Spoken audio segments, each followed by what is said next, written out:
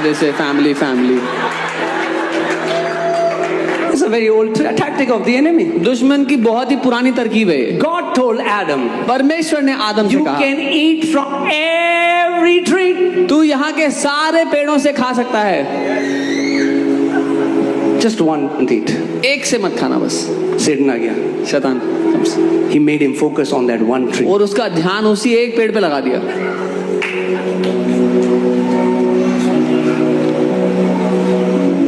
Sometimes, you know, when I meet with people and they're complaining against God. कई बार जब मैं लोगों से मिलता हूँ और परमेश्वर के खिलाफ शिकायतें लगा, क्या किया यीशु मसीह ने हमारे लिए? What क्या did किया? Jesus do for me? Church आ रहे हैं हम 4 साल से, क्या I've been coming to church for 4 years. अरे आप आए थे तो आपको शुगर थी, ठीक हुई? हाँ हाँ वो किया बस, और क्या किया? When you came, you had sugar, diabetes, that got healed. हाँ, यही तो किया। अरे आपके हस्बैंड आप बता रहे थे उनको डिमोनिक अटैक आता है, हाँ हाँ वो भी किया। Your husband had demonic attack, yeah.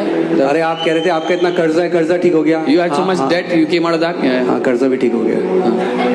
अच्छा, आपने कार ले ली नहीं? You bought a new car. Car भी ले ली, गाड़ी भी ले ली। Sometimes you have to count your blessing. कई बार आपको अपनी आशीषें गिननी पड़ती हैं। Count your blessing. अपनी आशीषों को गिनो। Let me ask you this question. मैं आपसे एक सवाल करता हूँ, If God inhabits our praises, अगर परमेश्वर हमारी स्तुतियों पर विराजमान होता है, who inhabits our complaints? तो हमारी शिकायतों पर कौन विराजमान होता है? शैतान, बिल्कुल सही है जवाब। So in your house, you are either setting up a throne for God or you are setting up a throne for Satan. तो आपके घर में या तो आप परमेश्वर के लिए सिंहासन बिछा रहे हो, लगा रहे हो, या फिर आप शैतान के लिए सिंहासन लगा रहे हो। Satan कहता है प्यार है मुझे इस बंदे से, ऐसा बंदा कहाँ मिलेगा मुझे? And Satan gets so excited, where can I find a guy like this? I love this guy. सारे दुष्ट आत्मा बोले चलो भाई इस घर में चलो, पार्टी है यहाँ पे। He will tell all the demons, let's go to this house, there's a party there. But what would happen when in your house there's a sound of worship and praising God? You are so thankful to God. You are saying, Father, you are so good. Father, I love you. Thank you so much for everything that you have done for me. पर क्या होगा अगर आपके घर में संगीत है, आराधना का, स्तुतियों की आवाज है, धन्यवाद पिता तू इतना भला है मेरे जीवन के लिए, क्या कुछ नहीं किया तूने मेरे लिए। Amen.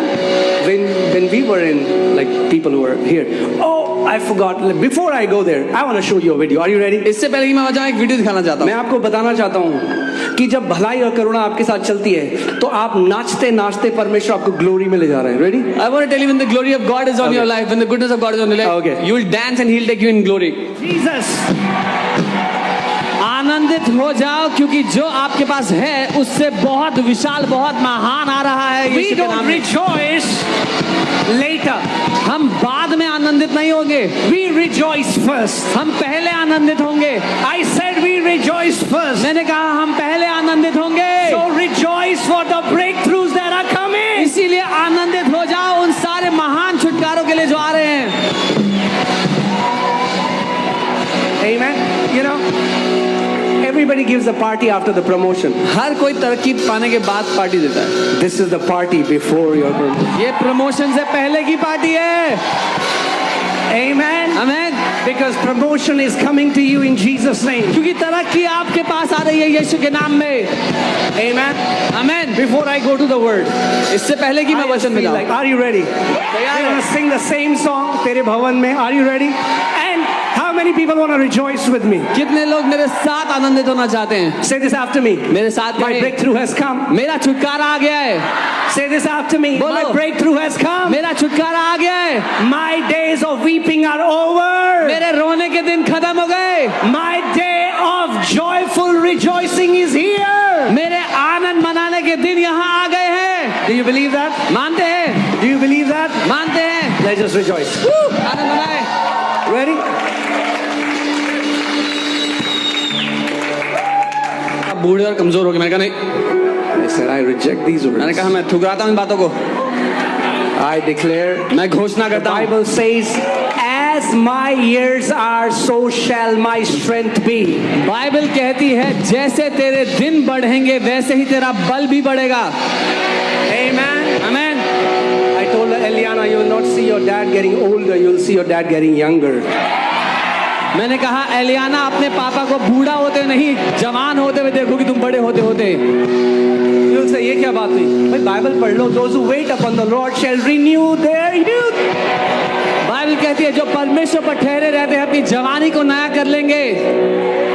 Amen. The Bible Amen. says in Psalm 91, those who are planted in the house of the Lord, they shall flourish in the courts of God.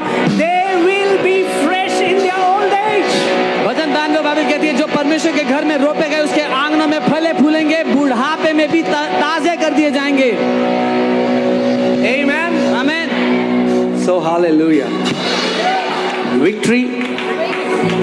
जीवन के साथ भी, जीवन के बाद भी. तो वो जय हमारे लिए जीवन से पहले भी है, जीवन के बाद भी है. लाइफ. Favor of God. परमेश्वर की तरफदारी जीवन के साथ भी, During our जीवन life. के बाद भी. and after our life also. Amen. So we are going to declare this song. हम इस गीत की Every घोषणा Sunday, करेंगे. it's a proclamation to the spirit of death. हर रविवार ये एक घोषणा है मृत्यु की आत्मा के ऊपर That you cannot touch me and my family. कि तू मुझे और मेरे परिवार को नहीं छू पाएगा. Are you ready? तैयार हैं? You know the anointing of the Holy Spirit is in this place. पवित्र आत्मा का अभिषेक यहाँ पर है. And when the word is released under the unction, under the anointing of the Holy Spirit, it becomes established. और जब वचन पवित्र आत्मा की उपस्थिति में बोला जाता है. क्या? Alright, let's go. Shukla ji क्या करते हो Shukla ji? Okay. Ready? All right, come on. Come on. You are who are you? आप कौन है? You are kings. राजा है. Amen. Come on, church. तृप्त करेगा. Amen. Hallelujah. Come on, you can be seated. Well, quickly. आप बैठ सकते I हैं. just want to finish and just teach you something. जल्दी से हम समाप्त करेंगे. मैं कुछ सिखाना चाहता हूँ. I'll quickly finish it in next 3 hours. अगले 3 घंटे में जल्दी से खत्म करूँगा. Hallelujah. Hallelujah. Wow. Praise God. Hallelujah. प्रभु की स्तुति हो. Hallelujah. Some people say, oh man, the service is so long, it's difficult to sit. कुछ लोग कहते हैं सभा इतनी लंबी है बहुत मुश्किल होता है अगर बैठना. हम खड़े हो सकते हैं तो आप बैठ सकते हो. If we can stand, you can sit. Amen. Hallelujah. Praise God. So, okay. So the Bible says if salvation has to be manifested in your life, believing and speaking. What's the formula for victory? Bible कहती है अगर उद्धार को आपके जीवन में प्रकट होना है तो क्या फॉर्मूला है उसका? मानना है और बोलना है. Say believe, मानो, speak, speak. बोलो speak. बोलो बोलो.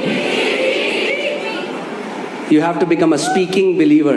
आपको बोलने वाला विश्वासी बनना पड़ेगा. Amen. आमीन. Speaking believer. बोलने वाला विश्वासी. All right, let's go to Numbers 20 verse 8. I want to show you a principle. गिनती 20 उसके 8 में चलते हैं. आपको एक सिद्धांत दिखाना चाहता हूं मैं. God told Moses, परमेश्वर ने मूसा से कहा take the rod, उस छड़ी you को and your brother Aaron gather the congregation together. तू और तेरा भाई हारून पूरी मंडली को इकट्ठा कर ले. Speak to the rock. और पत्थर से बोल. What did God tell Moses? परमेश्वर ने मूसा से क्या बोला? Speak to the rock पत्थर से बोल. before their eyes, उनकी आंखों के सामने. and it will yield its water. और वो पानी को खोल देगा. And thus you shall bring water for them out of the rock. You know, God said that. और you guys तब can तुम drink चट्टान में से उनके लिए पानी दोगे. परमेश्वर ने कहा. water. But what did Moses do? पर मूसा ने क्या किया? Because the people were continuously nagging, लेकिन क्योंकि लोग लगातार शिकायतें कर रहे थे he got angry वो गुस्सा हो गया and he hit the rock. और उसने पत्थर को छड़ी से मार दिया. Still the water came out, पानी तो आ गया but God said now लेकिन परमेश्वर ने कहा you cannot enter the promised land. अब तुम वायदे के देश में प्रवेश नहीं करोगे. What's the big deal about hitting a rock? बड़ी बात क्या है एक पत्थर को मारने में? Like it's just 1 Corinthians 10:4. पहला कुरिन्थियों 10 उसका 4.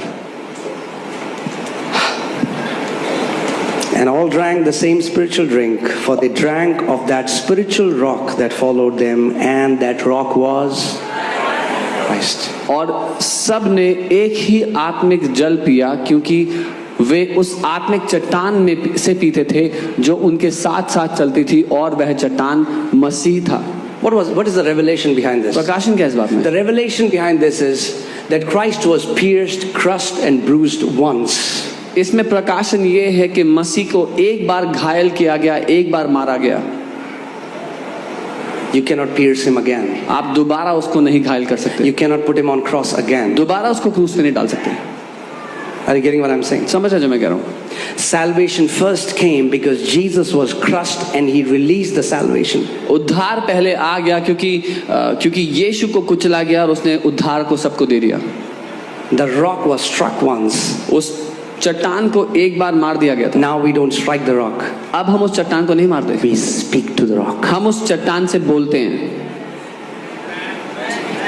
And salvation is manifested. और उद्धार नजर आ जाता है। Amen? आमीन। We speak to the rock. हम उस चट्टान से बोलते हैं। Let's see Romans 10, 6 to 8. I'll quickly share this and then we'll finish. रोमी 10, 6 से 8। But the righteousness of faith speaks in this way. परंतु धार्मिकता विश्वास से है और वो यूं कहती है, Do not say in your heart, who will ascend into heaven? अपने मन में ये मत कहना कि स्वर्ग में कौन चढ़ेगा, That is to bring Christ down from above. ताकि मसीह को नीचे उतार लाए। What is Apostle Paul saying? पौलुस प्रेरित क्या कह रहे हैं? Even though Christ is now seated at the right hand of Father, हालांकि मसीह अब स्वर्ग में पिता के दाहिने हाथ बैठे हैं, even though Jesus Christ was crushed, हालांकि मसीह को कुचला गया, he went to hell, वो नरक में गया, was raised up, उठा दिया गया is now जिंदा, seated at the right hand of Father. अब पिता के दाहिने हाथ बैठा है। Many Christians live as if this has not happened. बहुत से मसीह ऐसे जीवन जी रहे हैं कि ये कभी हुआ ही नहीं है। They are still waiting for a savior. वो अभी भी इंतजार कर रहे हैं कोई उद्धार करने वाला आएगा। They say, oh, we don't have anyone. कह रहे हैं कोई नहीं हमारे पास। Apostle Paul says, don't say like that. Apostle Paul कह रहे हैं कि ऐसा Who मत will ascend into heaven? बोलो। कौन जाएगा स्वर्ग में हमारे लिए? Next verse. अगली आयत। I'm like, who will descend into abyss? That is to bring Christ up from the dead. या कौन अधोलोक में जाएगा मसीह को मुर्दों में से जिंदा करने के लिए? Christ went into the hell and suffered for you and me, मसीह आपके और मेरे लिए नरक में गया so that you and me don't have to suffer. और सताया गया ताकि But आपको there और मुझे ना are so सताया many जाए। people लेकिन बहुत से लोग हैं, who, you know, he say, नहीं नहीं, मैं तो deserve करता था ये punishment. कुछ लोग कहते हैं I was deserving of this punishment। No, pastor, this is good that it's happened to me. अरे नहीं पास्टर, अच्छा है मेरे साथ ऐसा हुआ। That's stupidity. ये बेवकूफी है। Don't deserve a punishment which Jesus already bore on his body for you. किसी ऐसी सजा को ये मत कहो कि मैं उसके लायक, क्योंकि यीशु ने उस सजा को पहले ही अपने शरीर पे सह लिया। He went into abyss, he went into hell, suffered for you and for me. वो नरक में गया और आपके और मेरे लिए उसने वो ताड़ना को सह लिया। There are many people who want to afflict punishment on them when they do something wrong, बहुत से लोग अपने आप को ताड़ना देना चाहते हैं जब गलती हो जाए तो, because they don't understand the grace of God. क्योंकि वो परमेश्वर के अनुग्रह को नहीं समझते। So don't say this.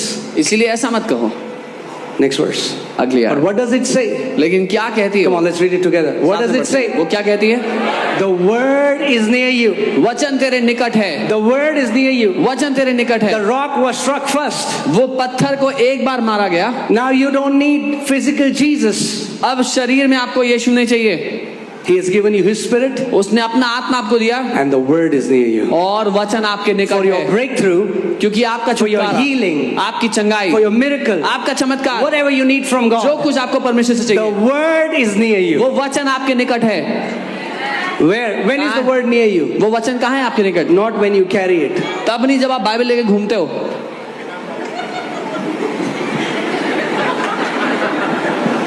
दिख रही है? दिख रही है? नहीं दिख रही? अच्छा, एक मिनट। अब दिख रही है?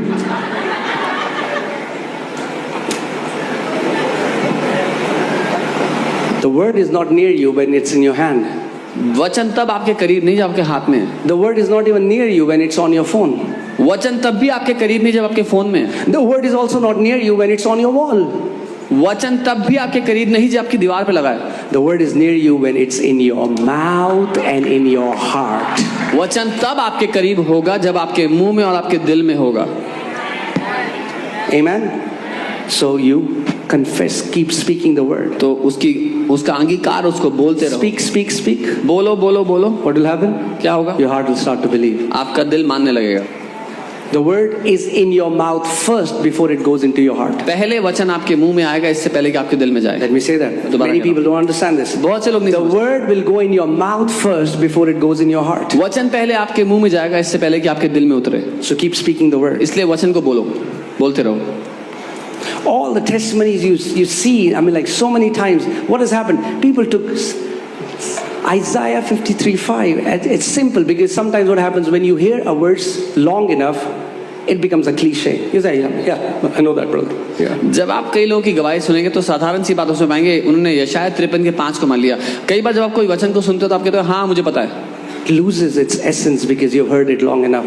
Never, let me give you an advice for your life and for your generation. Never become familiar with the word of God. उस वचन की अहमियत कम हो जाती है लोगों के लिए क्योंकि उनको लगता है कि मैंने सुना हुआ है इसको, लेकिन मैं आपको कहूंगा कभी भी परमेश्वर के वचन को बिना अहमियत के मत देखना, उसको तुच्छ मत देखना। In a place, the Bible says in the book of Isaiah, God said, I love those who tremble at my word. यशाया में परमेश्वर जगह कहता है मुझे प्यार है उनसे जो मेरे वचन के कारण कांपते हैं, उसको गंभीरता से लेते हैं। That means you have highest reverence to the word of God. इसका मतलब सबसे ऊंचा आदर और दर्जा आप परमेश्वर के वचन को देते हैं। I never experienced this scripture until we went to Norway. मैंने इस वचन का तब तक अनुभव नहीं किया था जब तक हम नॉर्वे नहीं गए। When we were in Norway and suddenly a man began to prophesy. जब हम नॉर्वे में थे अचानक एक व्यक्ति भविष्यवाणी करने लगे। And one pastor there started to interpret the prophecy. He was speaking in tongues and the pastor began to speak the prophetic word. वहाँ पे एक व्यक्ति अन्य भाषा में बोल रहे थे, भविष्यवाणी कर रहे थे और जो पास्टर थे वो अन्य भाषा का अनुवाद करने लगे, उस वचन को बोलने लगे। And you know when as an Indian you go to a nation that is the richest, so many people have many doubts, but God spoke and he said that I have sent him, receive him. जब आप एक ऐसे देश में जाते हैं जहाँ जो सबसे अमीर देश है, जो जब एक भारतीय जाता है तो वो लोग बहुत से संदेह रखते हैं, लेकिन जब परमेश्वर ने बात की तो कहा मैंने उसे तुम्हारे पास भेजा, उसको ग्रहण करो। And it was this incredible power that I've never felt. Everybody came flat on their faces, and every time that pastor would release a word, I would shake. I fully believe in the grace of God. I know He's a loving Father. I have never experienced this, but every time that word will come, everybody started to shake in that. This was a crazy manifestation of the power of God. और उस वचन में अत्यंत ताकत थी। मैंने कभी भी ऐसा अनुभव नहीं किया था। मैं परमेश्वर के अनुग्रह को मानता हूँ, मैंने कभी भी लेकिन इसका अनुग्रह नहीं किया था, इसका अनुभव नहीं किया था। जब कभी वो पास्टर बोल रहे थे परमेश्वर के वचन में ऐसी सामर्थ्य, हर कोई अपने मुंह के बल आ गया और थरथराने लगा, कांपने लगा। Simply God means those people who have reverence for His word. When you don't become familiar, yeah, I know this passage. साधारण सी बात, जब लोग परमेश्वर के वचन का आदर करते हैं, उसको हल्का नहीं जानते कि हाँ मैंने पढ़ा हुआ, मुझे पता है। You have the same word through which God created billions and trillions of galaxies, and the worlds were framed by the word of God. आपके पास आज वही वचन है जिसके द्वारा परमेश्वर ने सैकड़ों करोड़ों आकाश गंगाओं को बनाया, उसी वचन के द्वारा सृष्टि की रचना की। I have never seen those people who have honored the word of God and are at the base of their life. मैंने वो लोग आज तक नहीं देखे जो वचन का आदर करते हैं और जीवन के सबसे निचले स्तर पर हैं। Start honoring the word. वचन का आदर करना शुरू कर दो। Start honoring the word. वचन का आदर करो। Every day when you read the word, say, God, speak to me through your word. हर दिन जब वचन पढ़ो बोलो प्रभु मुझसे बात करो अपने वचन के Give me daily manna from you. मुझे रोज की रोटी दो अपने वचन से। And He would. और वो देगा। He would. वो देगा। You will read maybe just a chapter a day, but when you are reading it, God would speak to you. जब आप पढ़ोगे हो सकता है एक अध्याय पढ़ पाओ, लेकिन जब आप पढ़ोगे तो परमेश्वर आपसे बात करेगा। Amen. Amen. And there are so many people who got healed of cancer, blind eyes open, deaf ears open. We get so many testimonies by people simply confessing the word of God as kings, declaring the word of God in their room. और बहुत से लोग चंगे हो गए, cancer ठीक हो गए, अंधी आंखें खुल गई, बहरे कान खुल गए, सिर्फ उसके द्वारा कि लोगों ने वचन को लिया, उसकी घोषणा की राजाओं की तरह। Amen. Amen. Last point, and I've taught it to you, but I want to teach it to you again and again until it's established. मैंने आपको ये सिखाया, लेकिन मैं बार-बार सिखाना चाहता हूँ जब तक आपके जीवन में ये स्थापित ना हो जाए। What happens to the spiritual climate of your house when you decree the word? आपके घर का आत्मिक वातावरण कैसा हो जाता है जब आप वचन बोलते हो? Your house will be filled with angels. आपका घर स्वर्गदूतों से भरा हुआ होगा। Yesterday, recently we reissued the passport of Eliana and Amaya. अभी हाल ही में हमने एलियाना और अमाया का पासपोर्ट रीइश्यू करवाया। And a police guy came for the verification. और वेरिफिकेशन के लिए एक पुलिस वाले Now हमारे। usually they have targets, so they have to go and they quickly will come and quickly leave. और उनके पास टारगेट होता है, उनको जल्दी से काम करना होता है, तो वो जल्दी से आते हैं और जल्दी से जाते हैं। But this guy just sat on the couch. वो व्यक्ति आके सोफे पे बैठे And he would not leave. और वो जाना नहीं चाहते थे। To the point where I started praying to God. उस हद तक मुझे प्रार्थना करनी पड़ी प्रभु I से। said, God, would you make him leave? मैंने कहा प्रभु इनको जाने दो। The Lord told me, He said, do you know why He's sitting there? और प्रभु ने कहा पता है क्यों बैठे हुए हैं Why He doesn't? Even He doesn't understand. उनको भी नहीं पता है, Because there is manifest presence in this house. क्योंकि इस घर में मेरी उपस्थिति है। Have you seen people will come to your house and they'll say, they don't have the right words to articulate that, but they'll say, man, there's something, they're so peaceful. What is that? The presence of the Lord. आपने देखा कई बार लोग आपके घर में आएंगे और वो उनके पास सही शब्द नहीं है बताने के, लेकिन बोलेंगे एक शांति सी महसूस हो रही है तुम्हारे घर में, क्या है He वो? literally would not go. वो जाना ही नहीं चाह रहा था।